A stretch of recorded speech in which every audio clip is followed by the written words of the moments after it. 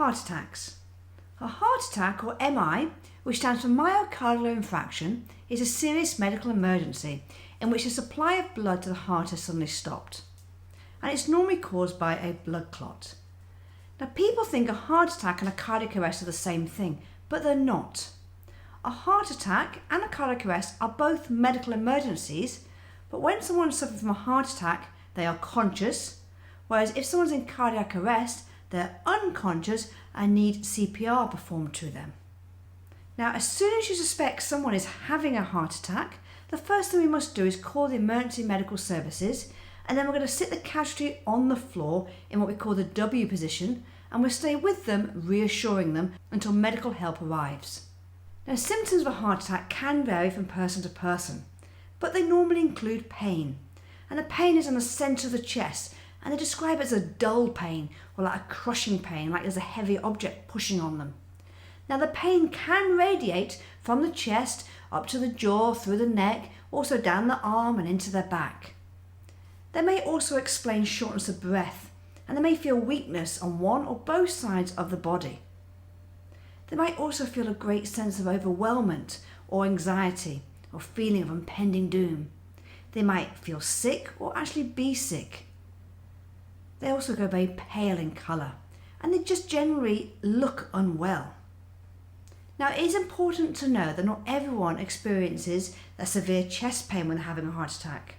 And this is particularly the case with many females, although I don't like to be gender specific.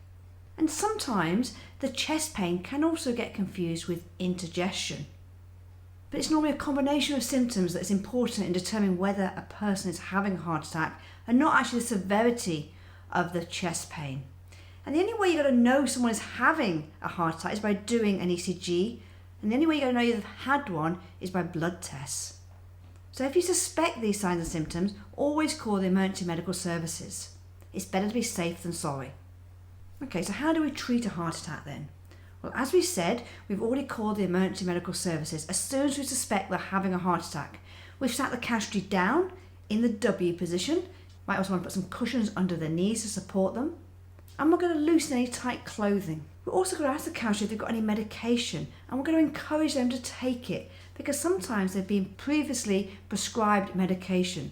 Sometimes it may be a spray they will spray underneath their tongue. Encourage them to take it.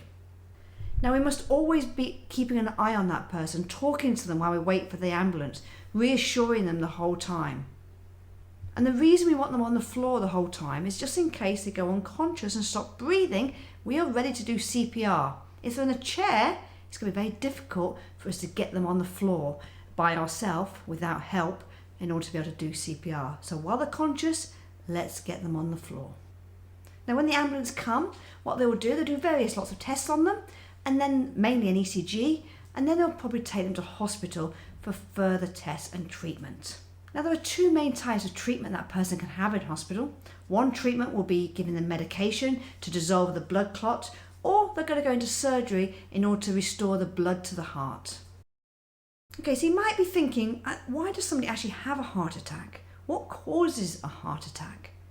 Well, coronary heart disease, CHD for short, is a leading cause of heart attacks. Now, CHD is a condition where the major blood vessels that supply the heart get clogged up with deposits of cholesterol, known as plaque. And one of these plaques has just burst or is ruptured and causing a clot to develop at the site of the rupture. The clot may just block the supply of blood to the heart, which will then trigger a heart attack.